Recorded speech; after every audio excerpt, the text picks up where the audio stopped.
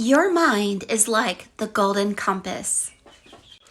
My name is Mary Moses and I'm an oracle.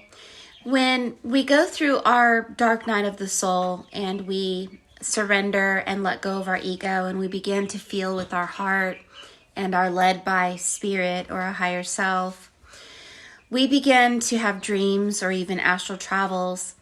And many of us believe that these visions that we have are about us. Our mind works in ways that many of us have been unaware of. So for instance, whomever you think about at length, you will actually have the ability to see through that person's eyes on the spirit realm, where you feel how they feel and you see what they see, and you'll think it's you. So I'll tell you a story of a couple of occurrences that happened to me. I was taking a friend of mine to a Catholic church, and I was thinking about this church before I went to bed. Well, that night I dreamt of an older woman who lived in a little white house. Inside the house was a demon or a black energy that took my spirit, slammed me up to the ceiling and down to the fourth floor 3 times. It was a very negative energy. I take this woman to the church in Defuniak Springs, Florida. Have never been there before. And the bishop or whatever was a female who got up on the podium, and she was the exact person I saw on the dream world. So my mind, as a golden compass, was thinking about the church, and my mind went and found a truth before I even went there. So we had a brunch afterward, and we were seated next to this bishop, and I looked at her and I thought, well, I'll just go ahead and tell her, I'll probably never see her again. I told her, I said, I dreamed that you lived in a little white house and I saw this demon in your house and it slammed me up and down. And the woman looked at me. She said, I do live in a little white house, but it's not a demon. It's a ghost. It throws tile at me. And I said, oh, like throwing the towel. That's funny. She said, not towel, tile, because she had a southern accent. So your mind has abilities, but the problem is many of us carbon copy what we're seeing onto ourselves and we think it's about us. It's not.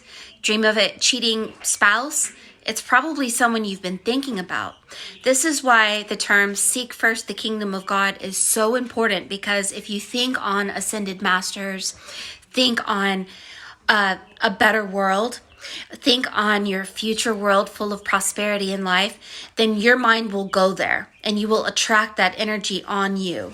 So when we think of principalities or powers or human beings who are of lower frequency, you'll go there and you'll see them and you'll feel them so strongly that you'll have what I call cross-contamination. So likewise, when I do readings for you, I connect with your energy and I feel how you feel. And although some of you have some negativity that I get on me, my love for you and my love for the world is that so I learn to transmute and cleanse myself daily so that I can help us all rise up. That's the job of the mother. And when you become an oracle, you become like a mother of the world. But it's very important for those of us who are learning to balance in 0 point energy, feeling nothing, believing nothing, so that spirit, which is immortal, can teach us through the flesh, which is very limited, truths that we may be blind to.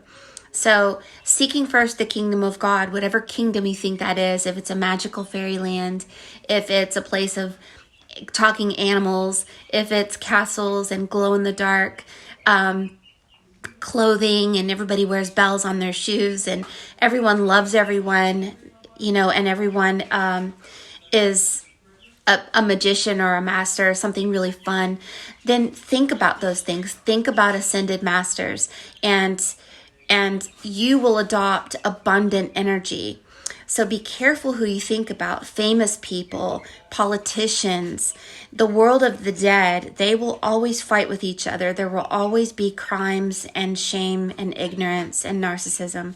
So just remember that what you think about is like the golden compass, and you will go there. And if you're not careful, you will carbon copy someone's energy onto you, thinking that it's you, and it's not you at all. You are nothing. I am nothing. And yet we are everything together.